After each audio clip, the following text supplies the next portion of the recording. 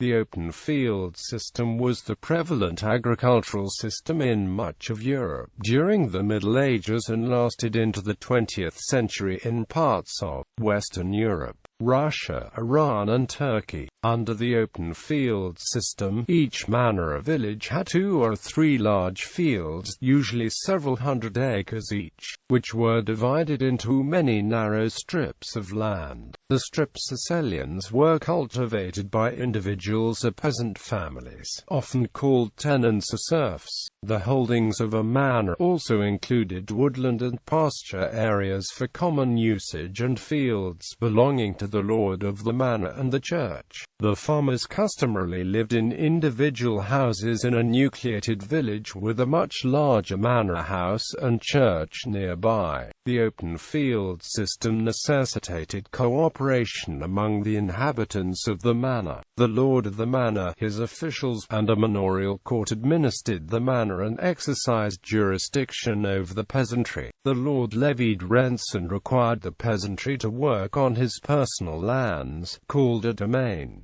In medieval times, little land was owned outright. Instead, the lord had rights given to him by the king and the tenant rented land from the lord. Lords demanded rents, often ruinous, and labor from the tenants, but the tenants had firm user rights to cropland and common land, and those rights were passed down from generation to generation. A medieval lord could not evict a tenant nor hire labor to replace him without legal cause. Most tenants likewise were not free without penalty to depart the manor for other locations or occupations. The rise of capitalism and the concept of land as a commodity to be bought and sold led to the demise of the open field system. The open field system was gradually replaced over several centuries by private ownership of land, especially after the 15th century in the process known as Enclosure in England. France, Germany, and other northern European countries had systems similar to England. Although open fields generally endured longer on the continent, some elements of the open field system were practiced by early settlers in the New England region of the United States. Description: the most visible characteristic of the open field system was that the arable land belonging to a manor was divided into many long, narrow furlongs for cultivation. The fields of cultivated land were unfenced, hence the name open field system. Each tenant of the manor cultivated several strips of land scattered around the manor. The village of Alton, Cambridgeshire, is representative of a medieval open field manor in England. The manor, whose lord was an abbot from a nearby monastery, had 13 hides of arable land of 6 virgates each. The acreage of a hide and virgate varied, but at Alton a hide was 144 acres. A virgate was 24 acres. Thus, the total of arable land amounted to 1,872 acres. The abbot's domain land consisted of 3 hides plus 16 acres of meadow and 3 acres of pasture. The remainder of the land was cultivated by 113 tenants who lived in a village on the manor, counting spouses, children, and other dependents plus landless people. The total population resident in the manor village was probably 500 to 600. The abbot also owned 2 water mills for grinding grain, a fulling mill for finishing cloth, and a mill pond on the manor. The village contained a church, a manor house, a village green, and the sub-manor of John of Elton, a rich farmer who cultivated 1 hide of land and had tenants of his own. The tenants' houses lined a road rather than being grouped in a cluster. Some of the village houses were fairly large, 50 feet long by 14 feet wide. Others were only 20 feet long and 10 feet wide. All were insubstantial and required frequent reconstruction. Most of the tenants' houses had outbuildings and an animal pen with a larger area, called a croft, of about 1/2 acre, enclosed for a garden and grazing for animals. The tenants on the manor did not have equal holdings of land. About one-half of adults living on a manor had no land at all and had to work for larger landholders for the livelihood. A survey of 104 13th-century manors in England found that, among the landholding tenants, 45% had less than 3 acres. To survive, they also had to work for larger landowners. 22% of tenants had a virgate of land and 32 acres, and 31% had one-half virgate. To rely on the land for a livelihood, a tenant family needed at least 10 acres. The land of a typical manor in England and other countries was subdivided into 2 or 3 large fields. Non-arable land was allocated to common pasture land, a waste where the villagers would graze the livestock throughout the year, woodland for pigs and timber, and also some private fenced land, called closes. The ploughed fields and the meadows were used for livestock grazing when fallowed or after the grain was harvested. One of the 2 or 3 fields was fallowed each year to recover soil fertility. The fields were divided into parcels called furlongs. The furlong was further subdivided into long, thin strips of land called selions or ridges. Selions were distributed among the farmers of the village, the manor, and the church. A family might possess about 70 selions, totaling about 20 acres scattered around the fields. The scattered nature of family holdings ensured that families each received a ration of both good and poor land and minimized risk. If some selions were unproductive, others might be productive. Plowing techniques created a landscape of ridge and furrow, with furrows between ridges dividing individual holdings and aiding drainage, while selions were cultivated by individuals or families. The right of pasture on fallowed fields, land unsuitable for cultivation, and harvested fields was held in common, with rules to prevent overgrazing enforced by the community. Crops and production. The typical planting scheme in a 3-field system was that barley, oats, or legumes would be planted in one field in spring, wheat or rye in the second field in the fall, and the third field would be left fallow. The following year, the planting in the fields would be rotated. Pasturage was held in common. The tenants pastured the livestock on the fallow field and on the planted fields after harvest. An elaborate set of laws and controls, partly set by the lord of the manor and partly by the tenants themselves, regulated planting, harvest, and pasturing. Wheat and barley were the most important crops, with roughly equal amounts planted on the average in England. Annual wheat production at Battle Abbey in Sussex in the late 14th century ranged from 2.26 to 5.22 seeds harvested for every seed planted, averaging 4.34 seeds harvested for every seed planted.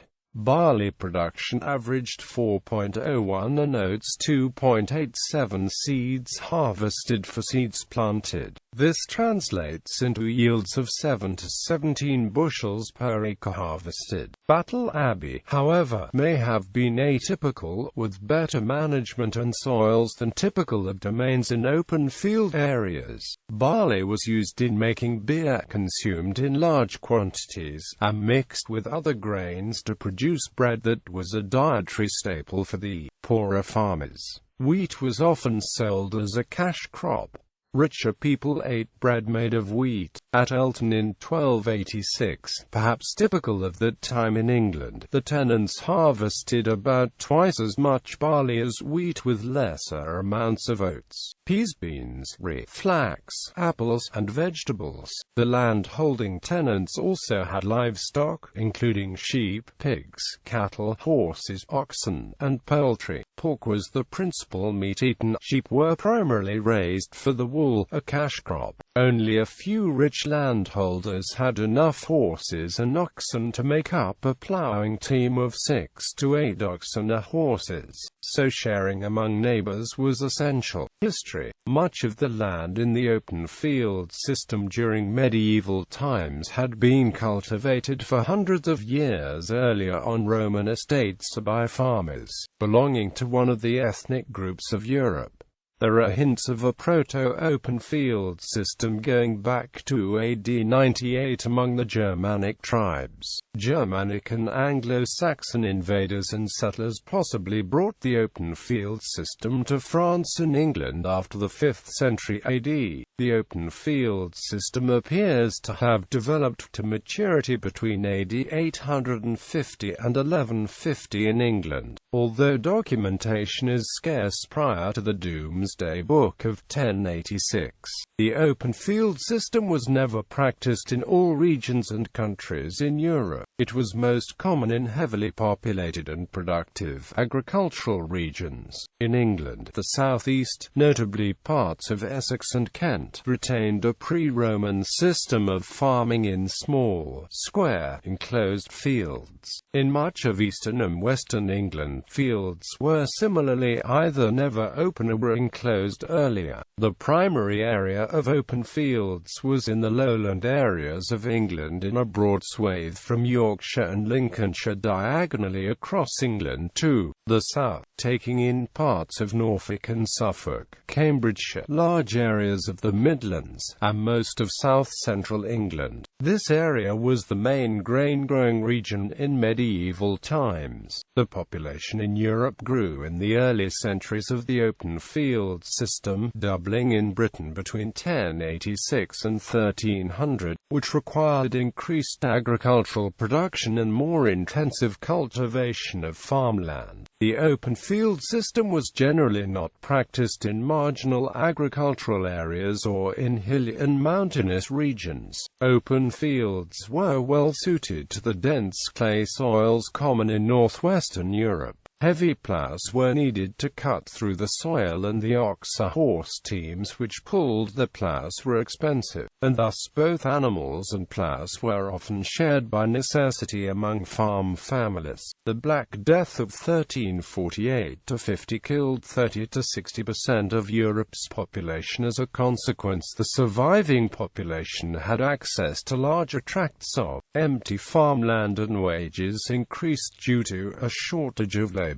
Richer farmers began to acquire land and remove it from communal usage. An economic recession and low grain prices in 15th century England gave a competitive advantage to the production of wool, meat, and milk. The shift away from grain to livestock accelerated enclosure of fields. The steadily increasing number of formerly open fields converted to enclosed fields caused social and economic stress among small farmers who lost their access to communal grazing lands. Many tenants were forced off the lands the families may have cultivated for centuries to work for wages in towns and cities. The number of large and middle-sized estates grew in number while small landholders decreased in number. In the 16th and early 17th centuries, the practice of enclosure was denounced by the church and the government, and legislation was drawn up against it. The dispossession of tenants from the land created an epidemic of vagrancy in England in the late 16th and early 17th century. However, the tide of elite opinion began to turn towards support for enclosure, and the rate of enclosure increased in the 17th and 18th centuries.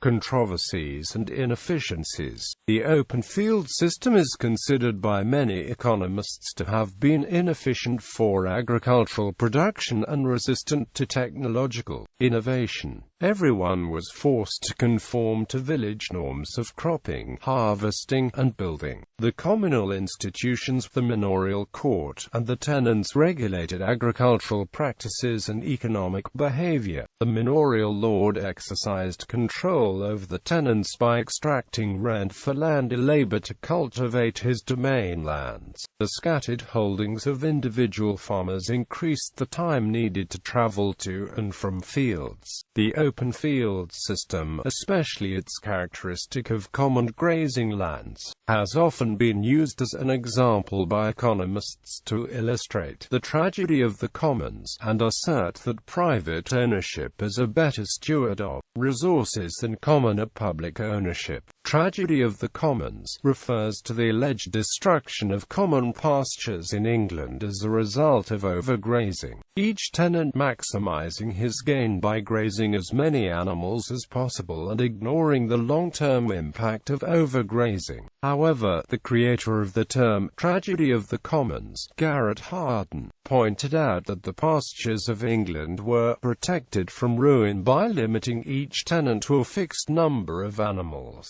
Thus, Hardin says the commons were managed, the logical equivalent of socialism, which may be good or bad depending on the quality of the management. The fact that the open field system endured for as much as 1,000 years and provided a livelihood to a growing population during that period indicates that the quality of management of the commons was often good. The replacement of the open field system by privately owned property was fiercely resisted by many elements of society. The brave new world of a harsher, more competitive and capitalistic society from the 16th century onward destroyed the securities and certainties of land tenure in the open field system. The system, however, died only slowly. More than one-half the agricultural land of England was still not enclosed in 1700, after which the government discouraged the continuation of the open field system. It was finally laid to rest in England about 1850 after more than 5,000 Acts of Parliament over several centuries had transformed the scattered plots in the open fields into unambiguous private and enclosed properties free of village and communal control and use. Other European countries also began to pass legislation to eliminate the scattering of farmland. The Netherlands and France passing laws making land consolidation compulsory in the 1930s and 1950s respectively. In Russia, the open field system, called Cherespolositsa and administered by the Obskina Mir, remained as the main system of peasant land ownership in Russia until the Stolypin reform process that started in 1905, but generally continued for many years, finally ending only with the Soviet policy of collectivization in the 1930s. Modern times. Surviving open fields. One place in England where the open field system continues to be used is the village of Laxton, Nottinghamshire. It is thought that its anomalous survival is due to the inability of two early 19th century landowners to agree on how the land was to be enclosed, thus resulting in the perpetuation of the existing system. The only other surviving medieval open strip field system in England is in Brownton, North Devon. It is still farmed with due regard to its ancient origins and is conserved by those who recognize its importance, although the number of owners has fallen dramatically throughout the years, and this has resulted in the amalgamation of some of the strips. There is also a surviving medieval open strip field system in Wales in the township of Larne, which is also the last town in the UK with an intact medieval charter. Vestiges of an open field system also persist in the Isle of Axholme, North Lincolnshire, around the villages of Haxey, Epworth and Belton, where long strips, of an average size of half an acre, curve to follow the gently sloping ground and are used for growing vegetables or cereal crops. The boundaries are mostly unmarked, although where several strips have been amalgamated, a deep furrow is sometimes used to divide them. The ancient village game of Haxeyhood is played in this open landscape. Allotment gardens. A similar system to open fields survives in the United Kingdom as allotment gardens. In many towns and cities there are areas of land of 1 or 2 acres interspersed between the buildings. These areas are usually owned by local authorities, or by allotment associations. Small patches of the land are allocated at a low rent to local individuals or families for growing food.